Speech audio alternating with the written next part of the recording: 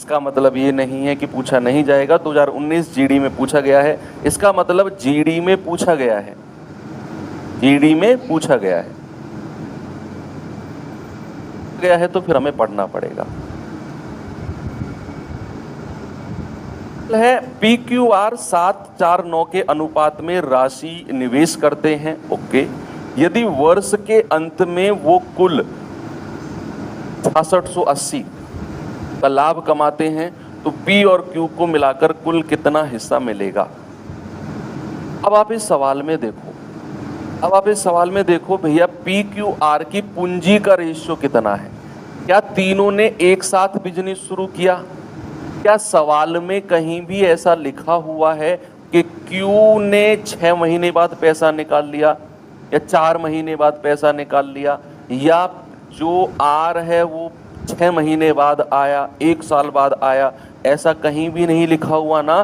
तो यहाँ पर बच्चे उसने स्पष्ट रूप से लिखा हुआ है कि PQR ने इस अनुपात का निवेश करके कोई बिजनेस शुरू किया है, यानी कि हम ये मानकर चलेंगे कि तीनों ने बिजनेस एक साथ शुरू किया और फिर उसने बोल दिया कि वर्ष के अंत में इतना प्रॉफिट है, यानी कि तीनों ने पैसा एक एक साल लगाया होगा। जरूरी नहीं कि समय बराबर होने के लिए समय को 1 साल होना पड़ेगा, नहीं, वो तीनों अगर 10 साल के लिए भी पैसा लगाते ना तब भी उनका समय बराबर होता। वो तीनों अगर 7 महीने के लिए भी पैसा लगाते ना तब भी उनका समय बराबर होता। वो फर्क नहीं पड़ता है कितने टाइम पीरियड, जरूरी है कि सर 1 साल का ही पैसा हो तभी समय बराबर होगा, नहीं, तीनों ने बराबर समय के लिए पैसा लगाया होना चाहिए। ये लाइन पर ध्यान दो। तो वो कह रहा है कि PQR ने किस रेशियो में पैसा लगाया है, 749 के रेशियो में। ये क्या है, उनकी कैपिटल का रेशियो है, उनकी पूंजी का रेशियो है। बच्चे मैंने आपको अभी बताया कि अगर समय बराबर होता है तो जो रेशियो कैपिटल का, जो रेशियो पूंजी का होता है वही रेशियो हमारे प्रॉफिट का हो जाएगा, 7, 4 और 9। तो क्या हम कह सकते हैं कि 9 और 4 13, 13 और 7 20, 20 यूनिट का मान ही आपका 6680 होगा। 1 यूनिट का मान होगा 6680 बटे 20। तो 0 से 0 काटो, आप कहेंगे 2 तिया 6, 2 तिया 6, 2 चौके 8। 1 यूनिट का मान 334। आपसे कह रहा है P और Q का मिलाकर कुल हिस्सा, तो P और Q का मिलाकर कुल हिस्सा कितना है भैया? आप कहेंगे सर ये तो 11 यूनिट है, तो 11 यूनिट का मान होगा 11 गुणा 334। तो 11 चौक 44, 11 तिया 33 और 4 37, 11 तिया 33 और 3 36, यानी कि 3674 रुपये है जो P और Q का मिलाकर टोटल हिस्सा है। बात समझे ना? वेरी गुड, मज़ा आया। आप सभी लोग भर भर के मुझे आंसर दे रहे हो। चलिए एक सवाल और कराता हूं आपको मैं। सवाल देखेंगे बच्चे जरा।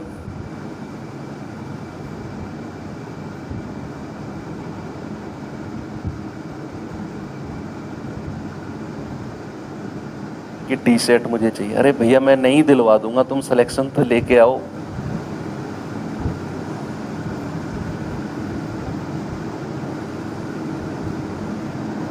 है ए और बी ने क्रमशः 1,85,000 और 2,25,000 की पूंजी का निवेश करके एक व्यापार शुरू किया। यदि बी ने 9,000 का लाभ प्राप्त किया तो बताओ व्यापार में कुल लाभ कितना है। अगेन बच्चे यहाँ पर उसने बड़े साफ रूप से बोला है कि भैया ए और बी ने इतना इतना पैसा लगाकर कोई व्यापार शुरू किया है, दोनों ने मिलकर शुरू किया है।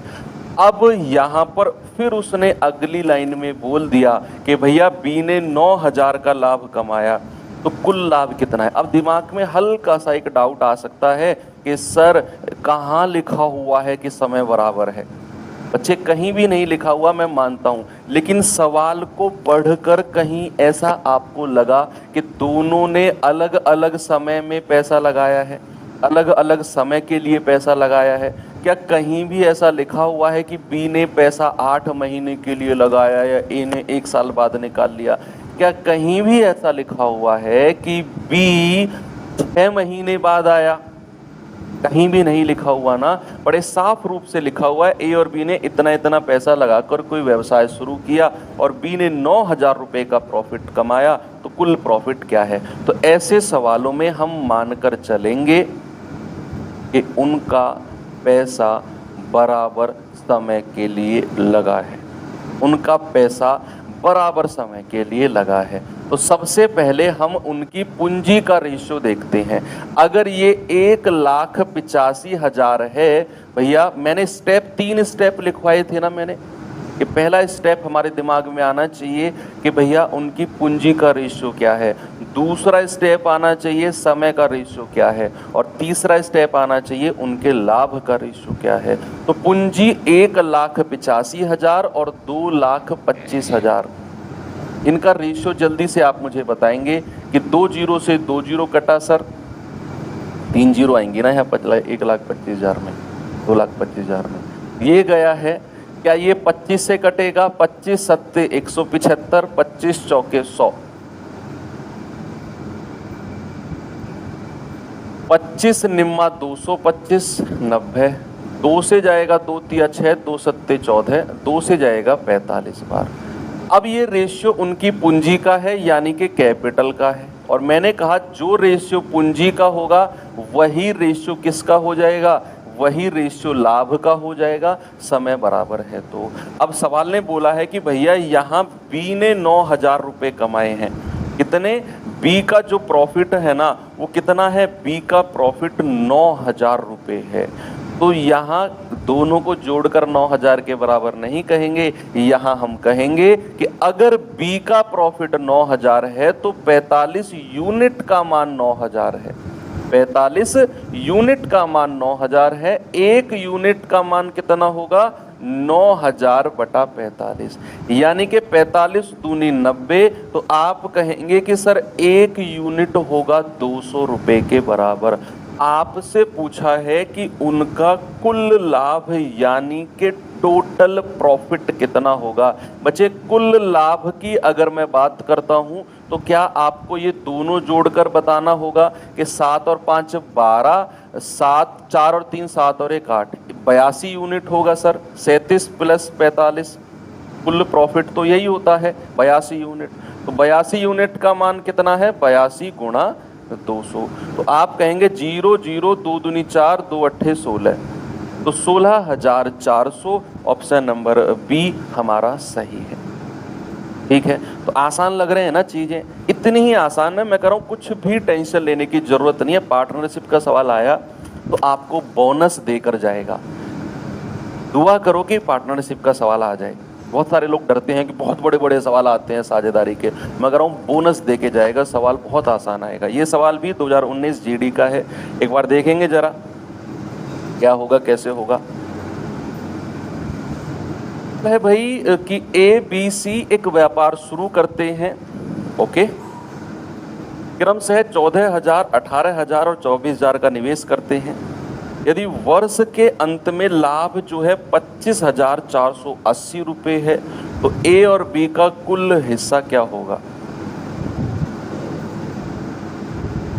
ये जरा ए और बी का कुल हिस्सा क्या होगा।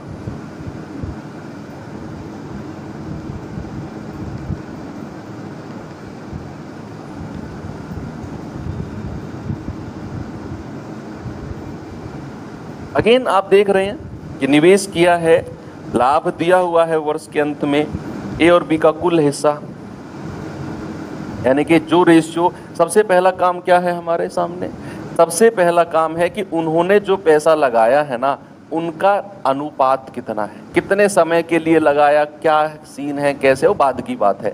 पहला टारगेट, पहला स्टेप हमारा है कि पैसे का रेशियो क्या है। क्या मैं यहीं पर 3-3 जीरो उड़ा दूं, क्वेश्चन में ही उड़ा दूं 3-3 जीरो उड़ा दूं। क्या मैं कह सकता हूं कि ये 14 है, ये 18 है और ये 24 है। भाई यहाँ मैं 3-3 जीरो लिखता फिर काटता, बढ़िया है कि मुझे सवाल में ही 3-3 जीरो काटने को मिल गई। तो ये मैं कह सकता हूँ 2 सत्ते 14, 2 नाम 18, 2 से जाएगा 12 बार, यानी कि उनकी पूंजी का रेशियो है 7, 9 एंड 12। अब कह रहा है कि भैया उन्हें वर्ष के अंत में इतना प्रॉफिट हुआ है, यानी कि तीनों ने बराबर समय के लिए पैसा लगाया है ना। उसने बोला ABC ने इतना इतना पैसा करके कोई बिजनेस शुरू किया है, निवेश करके कोई व्यवसाय शुरू किया है और 1 साल के बाद उन्हें इतना प्रॉफिट हुआ। तो ऐसे सवालों में जो समय होता है वो तीनों का बराबर होता है।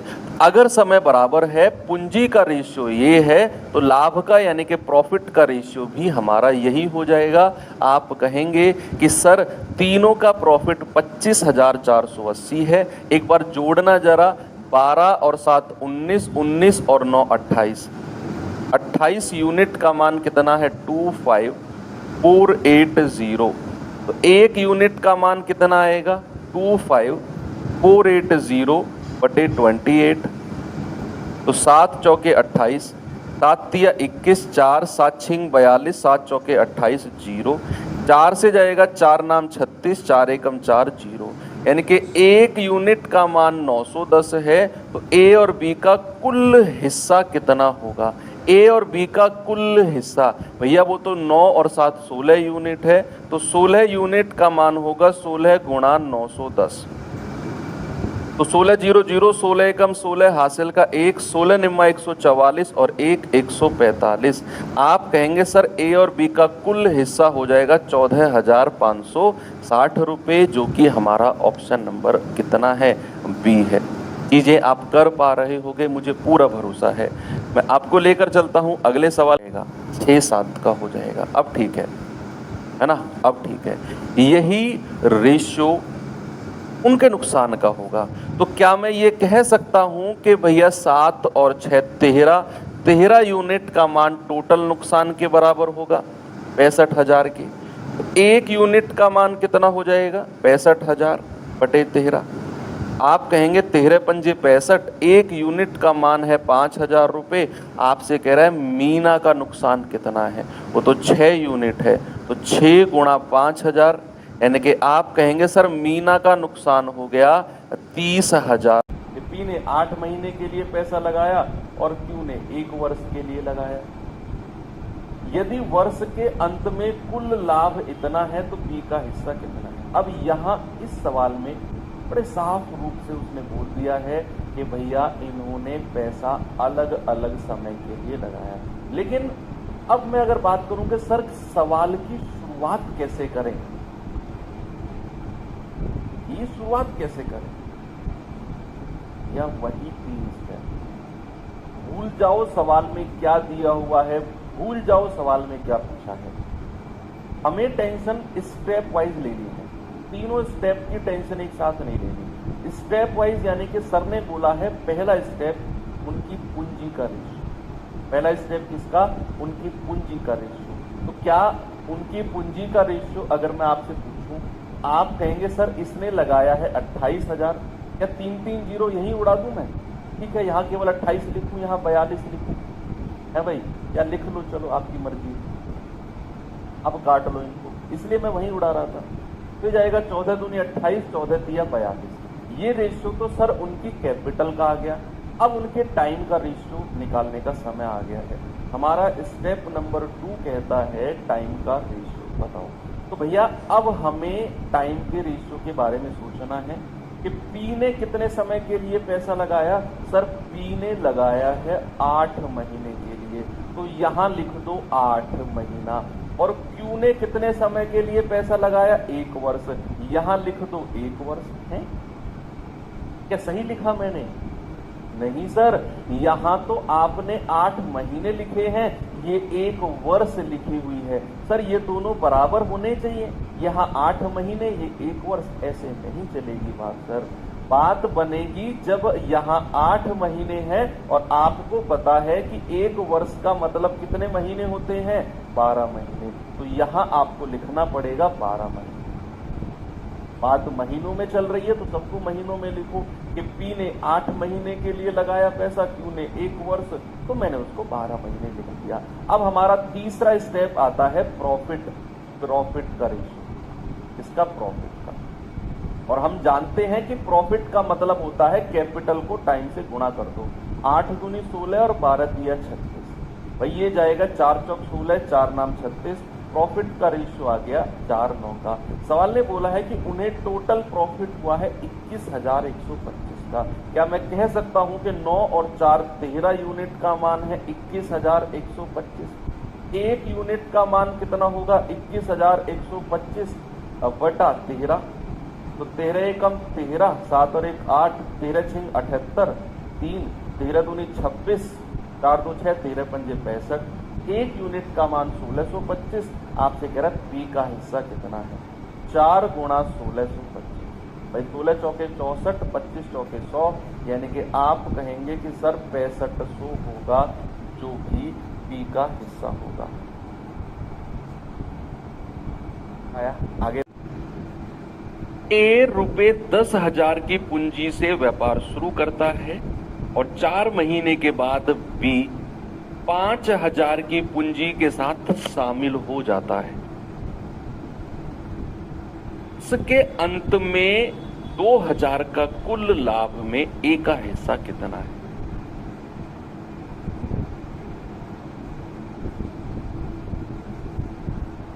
क्या होगा? विजिबिलिटी भी चेक कर सकते हैं, हाँ कर सकते हैं, बिल्कुल। लास्ट में लाभ की रेशियो होगा, उसकी डिविजिबिलिटी चेक कर लो, अगर एक ही ऑप्शन रहे तो हो जाएगा। भाई हमें टेंशन लेनी है स्टेप वाइज, एक साथ सारे सवाल की टेंशन हमको नहीं लेनी है,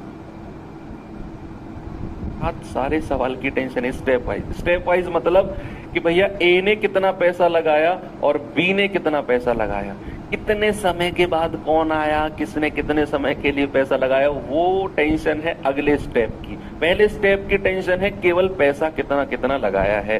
तो ए ने कितना पैसा लगाया और बी ने, भाई साहब ए ने लगाया है 10,000 रुपया, बी ने लगाया है 5,000 रुपया। तो 5,000 एकम 5,000, 5,000 दूनी 10,000। तो ये तो उनकी पूंजी का रेशियो हो गया, उनके द्वारा लगाए गए पैसे का रेशियो। अब हमारी अगली टेंशन यानी कि स्टेप नंबर 2, और स्टेप नंबर 2 है कि किसने कितने समय के लिए पैसा लगाया। चलो देखते हैं। भैया यहाँ बिजनेस दोनों ने मिलकर शुरू नहीं किया, ये सबसे पहली बात है। बिजनेस शुरू किया है ए ने, बड़े साफ रूप से उसने बोला है कि ए ने व्यापार शुरू किया है। बी आया है कितने समय के बाद, 4 महीने के बाद। तो बिजनेस शुरू अगर ए करता है और भैया उसने बोला है कि वर्ष के अंत में प्रॉफिट देखा गया, वर्ष के अंत में, यानी कि बिजनेस हमारा चला है कितने बच्चे, हम कहेंगे कि बिजनेस हमारा चला है 12 महीने। क्या इस बात में किसी को कोई डाउट है कि अगर ए ने बिजनेस शुरू किया है और बिजनेस चला है वर्ष के अंत तक यानी कि 12 महीने, तो क्या अगर मैं आपसे ए का समय पूछूंगा तो आप सीधा सीधा मुझसे कह सकते हो कि सर ए का समय पूरे 12 महीने होगा? मान लो मैं कोई बिजनेस शुरू करता हूं और 1 साल बाद मैं उसमें प्रॉफिट देखता हूं, मैं तो 12 महीने के लिए बिजनेस में रहा ना। मान लो मैं कोई बिजनेस शुरू करता हूं और 4 महीने के बाद तुमने कहा कि सर मुझे भी अपने साथ लगा लो, तो तुम तो 4 महीने बाद आए हो और मैं तुमसे कहूं कि तुम्हारा समय कितना है बिजनेस में रहने का। मतलब कि अगर मैं तुमसे ये पूछूं कि बिजनेस में बी कितने समय के लिए रहा, तो आपका जवाब क्या होगा? यार बड़ी सिंपल सी बात है। आप सोचो कि बी जो है 4 महीने के बाद आया है और बिजनेस टोटल 12 महीने का था, तो क्या बी 4 महीने के लिए बिजनेस में रहा या 8 महीने के लिए बिजनेस में रहा? मेरा सवाल आपसे है कि बी जो है वो कितने समय के लिए बिजनेस में रहा है? भैया वो 4 महीने के बाद तो वो शामिल हुआ है। 4 महीने बाद तो उसे लगा कि यार अगर मैं इनके साथ जुड़ गया ना प्रॉफिट होगा, तो बिजनेस में वो रहा 12-4, यानी कि बिजनेस में रहा है वो 8 महीने के लिए। भैया अब हमें प्रॉफिट का रेशियो देखना है, तो गुणा कर दो, 12 दूनी 24 और 8 एकम 8। कितना? 12 दूनी 24, 8 एकम 8, यानी कि 8 एकम 8, 8 दिया 24। ये उनके प्रॉफिट का रेशियो है। सवाल करे टोटल उनको 2000 का प्रॉफिट हुआ है, तो आप कहेंगे 3 और 1 4 यूनिट का मान है सर 2000, 1 यूनिट का मान होगा 2000 बटे 4, यानी कि 4 पंजे 20, 500। और आपसे क्या पूछा है, आपसे पूछा है ए का हिस्सा, तो ए का हिस्सा होगा 3 गुणा 500, यानी कि 1500 रुपए ए को प्रॉफिट से मिलेंगे। अगर मैं कहूं बी को कितना मिलेगा, सर बी को मिलेंगे केवल और केवल 1 यूनिट, और 1 यूनिट का मान है 500 रुपए। Very good. यदि वर्ष के अंत में ए और बी द्वारा लाभ 9-4 के अनुपात में रहा, तो बी ने कितने रुपए बिजनेस में लगाए। इस बार उसने ये नहीं बताया कि बी ने कितना पैसा लगाया। आप सवाल को दोबारा पढ़ो। सवाल कह रहा है कि ए 30,000 रुपए लगाकर बिजनेस शुरू करता है, तो पहली इंफॉर्मेशन और क्रूशियल इंफॉर्मेशन हमको मिल गई कि बिजनेस की शुरुआत ए ने की है। ओके, कह रहा है 4 महीने के बाद बी शामिल हो गया। अब कितना पैसा लेकर वो आया है नहीं पता, लेकिन 4 महीने के बाद आया है इतना पता है। कह रहा है वर्ष के अंत में ए और बी द्वारा लाभ का अनुपात दिए हैं। एक बात और हमको समझ में आई कि बात अगर वर्ष के अंत की कर रहा है ना, तो बिजनेस हमारा 12 महीने चला है। भैया ये लाइन अगर कहीं भी दिखेगी ना, at the end of year, है ना, at the end of year अगर वो कहेगा, एंड ऑफ ईयर अगर वो कहेगा, तो समझ जाना कि बिजनेस हमारा 12 मंथ्स यानी कि 12 महीने चला है। अब अगर बिजनेस में ए ने सबसे पहली tension step number 1, step number 1 क्या है, उनके द्वारा लगाई गई पूंजी कितनी कितनी है, उनके द्वारा लगाई गई कैपिटल कितनी कितनी है। तो भैया ए ने कितना लगाया है 30,000 रुपया, बी ने कितना लगाया है, अरे वही तो पूछा है, बी की कैपिटल को हम बी मान लेंगे। भाई बी ने कितना पैसा लगाया, वही तो पूछा हमसे, नहीं पता हमें, हमने उसको बी मान लिया। पहली टेंशन हमारी खत्म। दूसरी टेंशन आती है हमारी एक कितने समय के लिए पैसा लगाया है। बच्चे आप देखो कि अगर ए ने बिजनेस शुरू किया है और बात वर्ष के अंत की हो रही है, तो ए तो पूरे 12 महीने बिजनेस में रहा, कहीं बीच में छोड़कर नहीं भागा। अगर ऐसा होता कि ए ने बिजनेस शुरू किया और 6 महीने बाद ए ही चला गया, तो भैया फिर वो लिखता सवाल में, उसने ऐसा लिखा नहीं है। उसने बोला है ए ने व्यापार शुरू किया है और वर्ष के अंत में कितना प्रॉफिट है, मतलब ए शुरू से लेकर लास्ट तक बिजनेस में रहा है, तो ए का टाइम कितना हो जाएगा, पूरा 12 महीने। और प्यारे भाई अगर 4 महीने के बाद बी शामिल हुआ है, 4 महीने के बाद अगर बी शामिल हुआ है, तो बी ने कितने समय के लिए पैसा लगाया होगा, 12 में। इनके कैपिटल का रेशियो हमको दे रखा है कि प्रॉफिट का रेशियो दे रखा है 9:4 का। क्या मैं यहां से प्रॉफिट का रेशियो बना सकता हूं, भाई बना सकते हैं। आप इसकी गुणा इसमें करेंगे, 12 तिया 36, और लास्ट में कितनी जीरो है, 4 जीरो, और यहां कितना आएगा, इन दोनों की गुणा 8 भी। तो क्या बच्चे मैं ये कह सकता हूं कि 30 और 4 जीरो बटे 8 भी बराबर जो होगा वो 9/4 के होगा। भाई ये भी तो हमने प्रॉफिट का रेशियो निकाला, इन दोनों को गुणा करके, कैपिटल और टाइम को, पूंजी और समय को गुणा करके, ये भी तो प्रॉफिट का रेशियो निकाला है। और एक प्रॉफिट का रेशियो हमको दे रखा है 9 और 4, तो मैं कहूंगा 3,60,000 बटे 8 बी बराबर 9/4। यहां से बी हमको मिल जाएगा। काटा पीटी करो, चीजें हो जाएंगी। हम कहेंगे कि यार 9 से जाएगा 9 चौके 36, 40,000 बार, 8 से जाएगा 8 पंजे 40, 5,000 बार, क्रॉस मल्टीप्लाई करेंगे तो बी कितना आ जाएगा, 5,000 गुणा 4, ये आ जाएगा 20,000।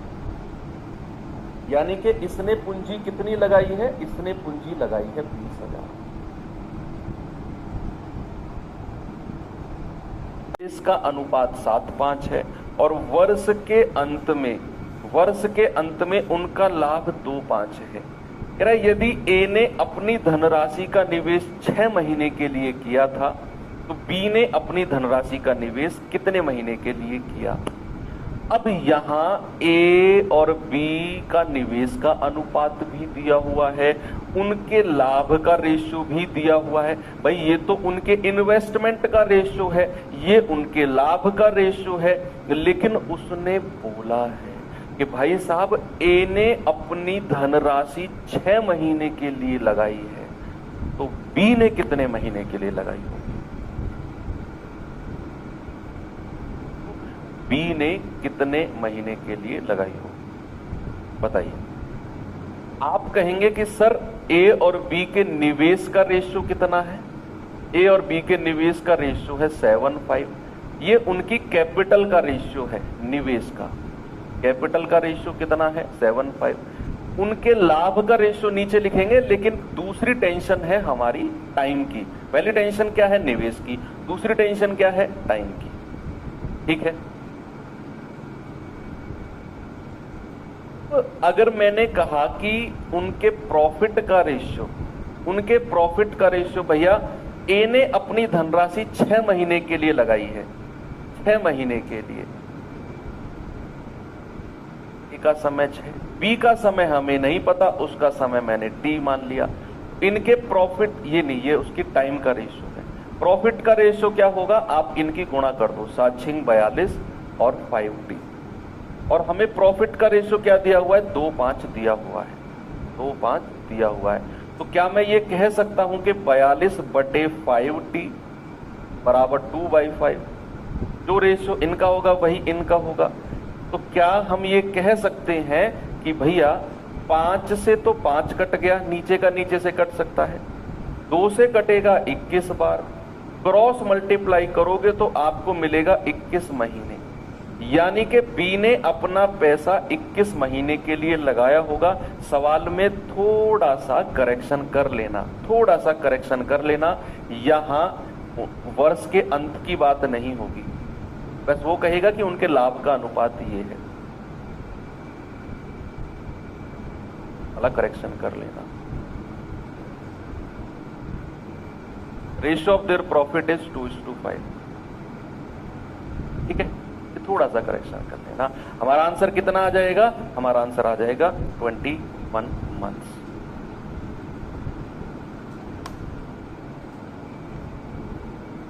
ओके, आगे बढ़े।